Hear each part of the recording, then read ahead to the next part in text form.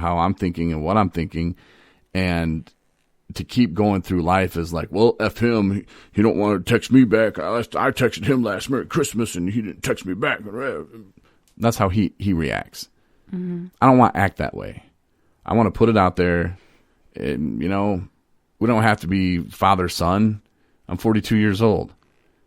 But we can have some kind of relationship. I don't know what kind of relationship that is. But at least it can be something better than nothing. Right. Even if it is, hey, happy birthday, text messages. All right, cool.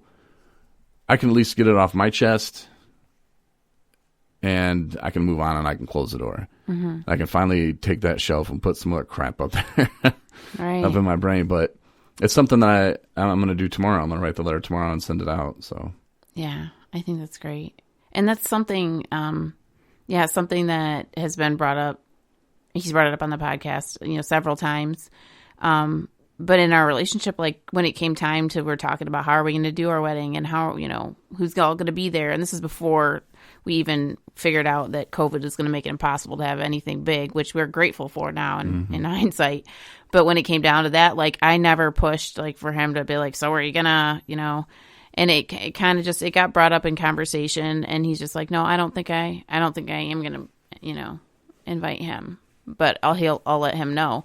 And so, Corey just kind of on his own terms and his own time is now comfortable enough to, to write this letter. And I'm really proud of you. I'm really proud of you. And I think a lot of us, we all have those things that we've shelved away. Some stuff we might not even know is there. That is pining somewhere and somehow we've maybe put it subconscious enough to where we can get through the day, but we know someday we're going to have to, get that, situation out and look at it and, how are we going to handle it and how are we going to deal with it? And, what do they say? Clean your side of the street kind of deal. And it's at the end of the day, it's for you. It's for you and for your health and for your recovery, to get that stuff kind of like you've done what you can do. And, you're telling him fantastic news. I mean, look at where you're at and everything that you've accomplished and how healthy you are and, how many people you're helping and just your life is on track. And he needs to know that. And, you did that on your own.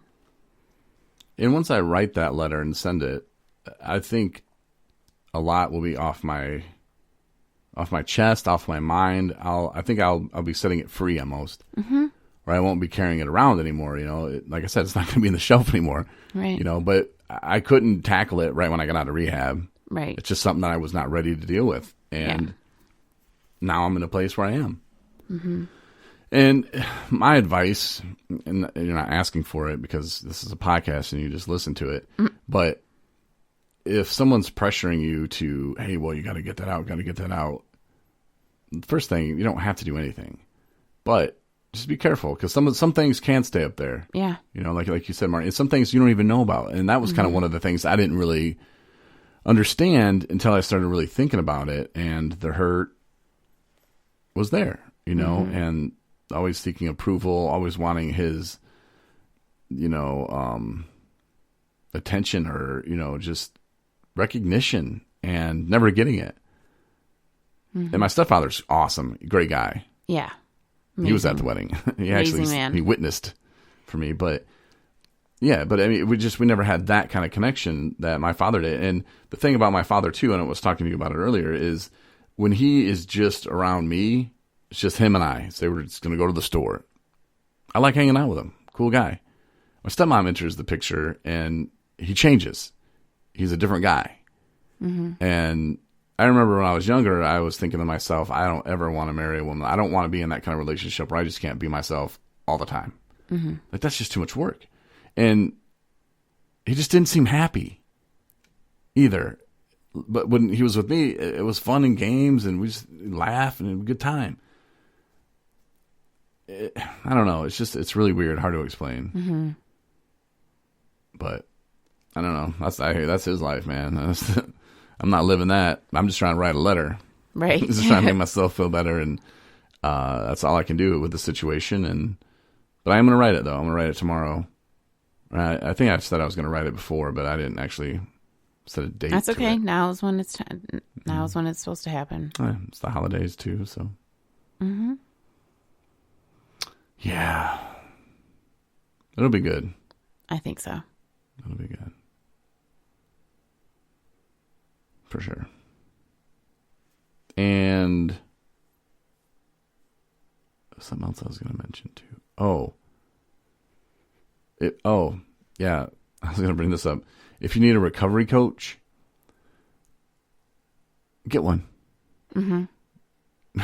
That's pretty simple. If you don't know how to get one, ask somebody. How do I get one? Don't reach out to somebody and say, "Can you give me the phone number to somebody to try and get a recovery coach?" I mean, unless you don't have a phone that has Google or internet, then maybe. But say that you don't have internet or Google, because if you really want a recovery coach, you can get one.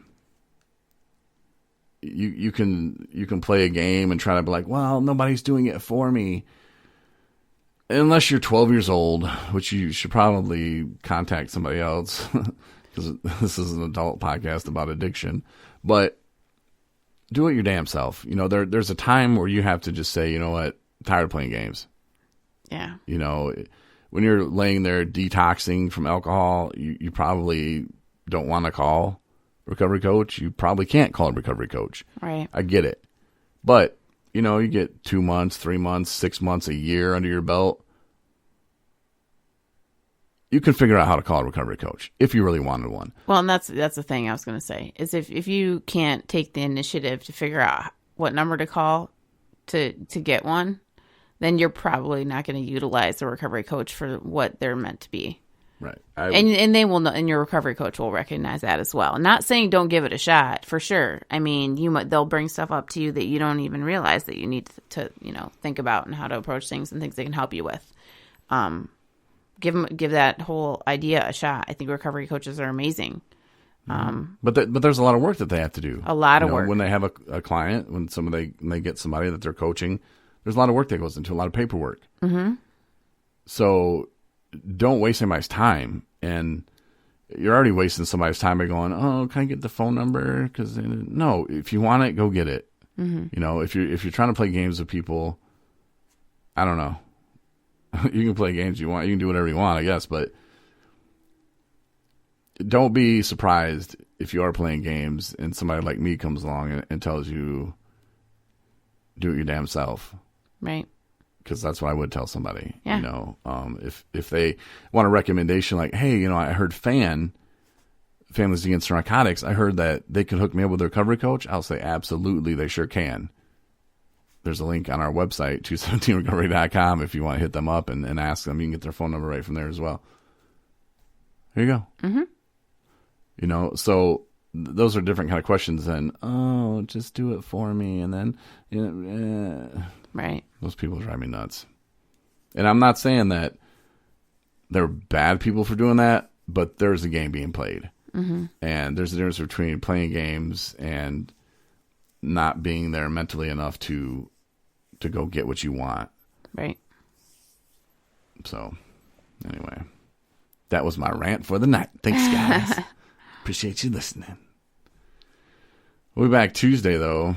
Mm-hmm. I think Tony's going to be on. Oh, nice. Yes. He's got some big news. That's awesome.